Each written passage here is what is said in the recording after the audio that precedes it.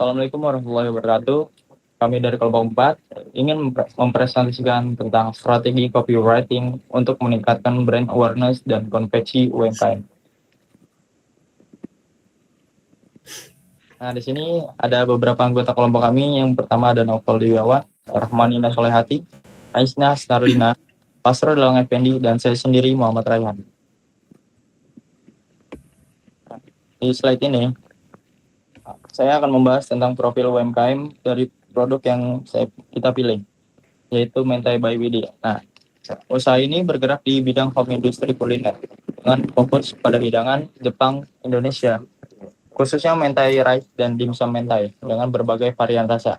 Yaitu Mentai by Widi ingin menjadi pilihan utama bagi masyarakat yang mencari hidangan mentai yang lezat, terjangkau, dan dibuat secara homemade, khususnya di wilayah Depok dan sekitarnya.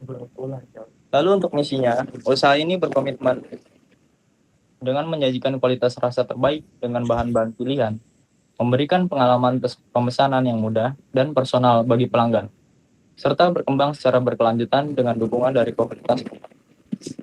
Usaha ini sendiri mulai beroperasi secara aktif pada pertengahan tahun 2023, dimulai dari hobi dan peluang di tengah tren kuliner yang sedang naik.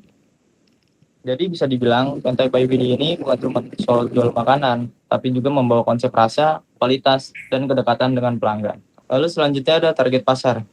Target pasar ini biasanya mencakup usia mulai dari 17 sampai 35 tahun, atau Gen Z dan milenial, di wilayah Depok dan Jabodetabek. Terdiri dari pelajar, mahasiswa, dan pekerja. Mereka menyukai makanan yang fotogenik, aktif di Instagram, serta mengutamakan kemudahan pemesanan online dan pengiriman cepat. Lalu selanjutnya ada alasan pemilihan UMKM. Kenapa sih kita memilih bisnis mentai ini? Karena bisnis mentai ini pre-order memiliki pasar yang jelas, kalangan tetap muda. Namun berjalan tanpa identitas, merek yang kuat, dan hanya mengandalkan promosi sederhana. Dengan permintaan yang sudah ada, penerapan strategi branding dan desain visual yang profesional dapat secara signifikan meningkatkan penjualan serta membangun loyalitas pelanggan. Selanjutnya saya akan menjelaskan anatomi copywriting. Kenapa sih kita harus membuat anatomi copywriting? Karena struktur copywriting pada konten ini berfungsi untuk membuat berurutan agar pesan tersampaikan secara efektif. Yang pertama itu ada headline. Tujuannya itu untuk menarik perhatian awal audiens melalui kalimat singkat, relevan. Lalu yang kedua ada subheadline atau pesan singkat, memberikan penjelasan ringkas mengenai produk yang ditawarkan. Lalu ada body copy, yaitu inti pesan yang menekankan manfaat dan keunggulan produk secara rasional dan emosional. Yang terakhir ada CTA atau call to attention, yaitu berperan mendorong audiens untuk segera melakukan tindakan pembelian. Jadi, secara keseluruhan, anatomi copywriting ini saling mendukung dalam membentuk pesan promosi yang jelas, persuasif, dan berorientasi pada konversi. Slide selanjutnya itu ada teknik copywriting yang digunakan. Kita menggunakan 3 teknik. Yang pertama ada AIDA, social proof, dan storytelling. AIDA, attention, interest, desire, action, yaitu digunakan untuk mengarahkan alur pesan promosi secara sistematis, mulai dari menarik perhatian audiens hingga mendorong tindakan pembelian. Pendekatan ini memastikan pesan tidak hanya informatif, tetapi juga persuasif. Yang kedua itu ada social proof. Social proof ini kayak testimoni gitu, dimanfaatkan melalui testimoni dan bukti pengalaman pelanggan untuk meningkatkan kredibilitas dan kepercayaan calon konsumen. Strategi ini cukup relevan di dalam pemasaran digital karena konsumen cenderung mempertimbangkan opini pengguna lain sebelum membeli. Yang terakhir yaitu ada storytelling. Digunakan untuk membangun kedekatan emosional antara brand dan audiens. Dengan narasi yang relevan, produk diposisikan tidak hanya sebagai barang konsumsi, tetapi sebagai bagian dari pengalaman keseharian konsumen. Selanjutnya akan dijelaskan oleh Nina. Terima kasih. Baik, terima kasih Ais. Selanjutnya ada media promosi dan pantauan evaluasi. Media promosi yang digunakan adalah Instagram dan WhatsApp, karena keduanya memiliki karakteristik yang saling melengkapi dalam pemasaran digital. Yang pertama ada Instagram. Instagram dipilih sebagai media utama karena efektif menjangkau segmen Gen Z dan milenial, serta unggul dalam penyampaian konten visual, konten feed, dimanfaatkan untuk membangun informasi produk, promosi, dan testimoni. Sedangkan fitur story digunakan untuk meningkatkan interaksi serta mengarahkan audiens menuju WhatsApp sebagai kanal pemasaran. Selanjutnya ada WhatsApp. WhatsApp berfungsi sebagai media konversi karena bersifat personal, langsung, dan tidak bergantung pada algoritma. Penggunaan WhatsApp Story membantu menjangkau audiens yang kurang aktif di Instagram sekaligus meningkatkan kepercayaan konsumen melalui komunikasi dua arah dan CTA langsung. Baik, selanjutnya ada pemantauan dan evaluasi konten selama 2 minggu. Hasil pemantauan selama 2 minggu menunjukkan bahwa strategi konten yang diterapkan memberikan dampak positif. Terjadi peningkatan pesanan sebesar 15-20%, terutama dari pelanggan yang mengetahui produk melalui Instagram dan WhatsApp. Selain itu, terjadi peningkatan interaksi berupa direct message dan chat WhatsApp yang didominasi oleh calon pembeli dengan intensi pembelian tinggi. Hal ini menunjukkan bahwa kombinasi visual, menarik, dan copywriting yang tepat efektif dalam meningkatkan awareness, engagement, dan konversi penjualan. Kedepan strategi akan difokuskan pada optimalisasi respon pelanggan, pengembangan variasi konten berbasis data, serta evaluasi berkala untuk mempertahankan dan meningkatkan performa pemasaran. Baik, slide selanjutnya akan disampaikan oleh Fastro. Baik, materi selanjutnya itu metrik pengukuran dan hasil. Metrik pertama yang kami lihat yaitu engagement rate. Singkatnya, engagement rate itu merupakan perbandingan antara jumlah views dengan jumlah interaksi. Kelompok kami melakukan 2 kali upload konten, yaitu konten A dan konten B. Untuk konten A dapat dilihat mempunyai total views 441 dengan jumlah interaksi 72 kali. Dengan rumus engagement rate dapat hasil yaitu 16,3%. Ini angka yang sangat kuat, menunjukkan konten sangat relevan dan menarik perhatian audiens. Sedangkan untuk konten B mempunyai total views 1275 dengan jumlah interaksi 55 kali. Dengan perhitungan yang sama, dapat hasil 4,3%. Angka ini masih baik, karena di atas rata-rata industri yang merupakan sekitar 1-3%. Analisis dari kedua konten tersebut, yaitu konten A cenderung untuk engagement yang mendalam, sedangkan konten B cenderung brand awareness, yaitu jangkauan yang luas. Nah, selanjutnya di sini ada analisis hasil dan efek strategi. Berdasarkan hasil analisis, strategi promosi yang diterapkan menunjukkan dampak yang sangat positif dan bahkan melampaui ekspektasi. Hal ini terlihat dari tingginya engagement rate hingga 16,3%, peningkatan jumlah order sebesar 15-20%, serta kenaikan traffic profile dan klik tautan yang signifikan. Strategi ini juga berhasil meningkatkan brand awareness, ditandai dengan jangkauan konten yang semakin luas ke audiens baru, peningkatan kunjungan profil, serta tingginya presentasi non-follower yang terpapar konten. Dari sisi audiens, kualitas interaksi mengalami peningkatan, di mana komentar dan pesan yang masuk lebih bersifat substantif, seperti pertanyaan terkait produk, harga, dan varian, serta didukung oleh tingginya aktivitas save, share, dan interaksi di Instagram Story.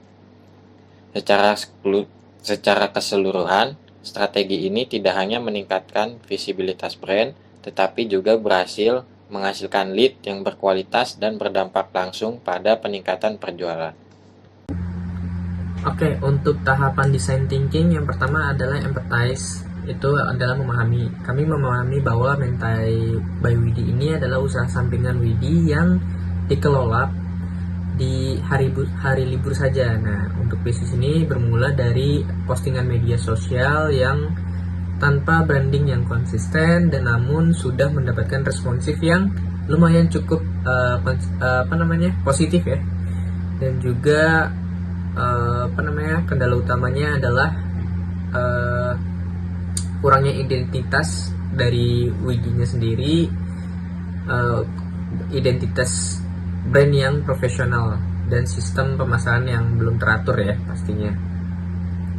Dan juga ada define atau merumuskan masalah. Permasalahan utama adalah bagaimana menciptakan identitas brand yang kuat, mudah diingat, terus juga menarik untuk semua generasi. Nah, fokus kami ini adalah merancang logo dan juga menarik perhatian dan daya tarik untuk kepercayaan pelanggan. Nah, untuk idenya sendiri, kami merancang konsep logo dengan karakter dimsum yang berwarna-warna cerah gitu ya, dan juga berekspresi ramah gitu. Logo ini akan didukung dengan desain media sosial dan kemasan yang konsisten, dan juga kami menyusun strategi konten yang lebih terencana ya, dan mudah untuk WD berpromosi atau dipromosikannya. Jadi tidak perlu susah-susah lagi nanti kita siapkan postingan harian agar WD mudah atau bisa langsung post, entah itu di story atau feed. Untuk prototipenya sendiri, kita pertamanya itu membuat sketsa logo digital ya langsung, dan juga penerapan pada media sosial serta kemasan. Nah, ini contoh desain referensinya yang ada di bawah dan hasil jadinya ada di atas. Untuk filosofi desainnya sendiri seperti ini. Bentuknya tuh saya sengaja dibuat menjadi lucu, itu karena agar masuk ke dalam semua generasi atau golongan. Bentuk dimsum yang bulat melambangkan keutuhan, konsisten, dan kejujuran kualitas. Di dimsumnya sendiri digambarkan tanpa sudut ya, kita bisa lihat semuanya itu tumpul. Itu untuk menunjukkan bahwa produk ini aman, nyaman, dan dapat dinikmati di semua kalangan. Untuk warna mentainya sendiri kita pilih warna oranye cerah.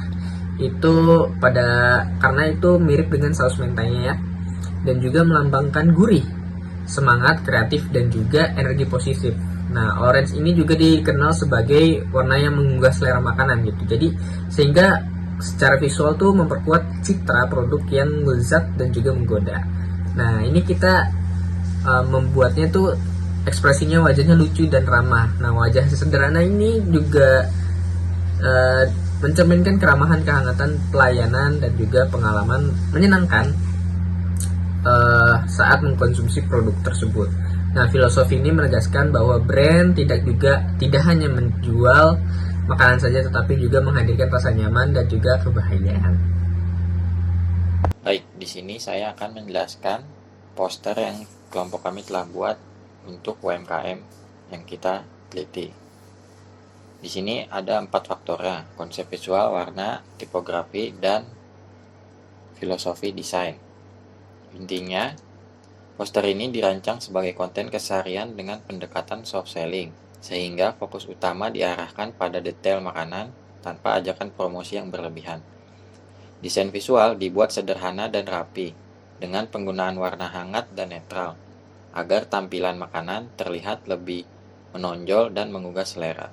Untuk tipografi yang digunakan bersifat sederhana dan hanya sebagai pendukung informasi, sehingga produk tetap menjadi fokus utama. Secara keseluruhan, poster ini mengusung filosofi bahwa kualitas produk dapat berbicara melalui visual yang bersih, natural, dan profesional. Nah, kesimpulannya adalah strategi promosi yang diterapkan memanfaatkan Instagram dan WhatsApp sebagai media utama dengan unggahan konten yang dilakukan secara rutin, didukung dengan visual yang sudah menarik, serta penggunaan copywriting yang persuasif. Itu akan menarik pelanggan atau juga audiens, serta memicu peningkatan jumlah order yang diharapkan masuk untuk calon konsumen. Meskipun strategi ini juga menunjukkan hasil yang positif, tapi masih terdapat beberapa tantangan ya dari kita. seperti tingkat engagement yang belum konsisten dan juga persaingan konten yang cukup tinggi di media sosial. Oleh karena itu, kedepannya mungkin kita disarankan untuk mengembangkan lagi variasi konten yang lebih kreatif. Terus juga kita harus melakukan evaluasi ya, perform secara berkala serta menyesuaikan pesan dan waktu posting yang strategis gitu. Jadi promosi dapat berjalan lebih optimal dan juga berkelanjutan. Sekian dari kelompok kami, kurang lebihnya mohon maaf. Sepertinya cukup. Assalamualaikum warahmatullahi wabarakatuh. Terima kasih.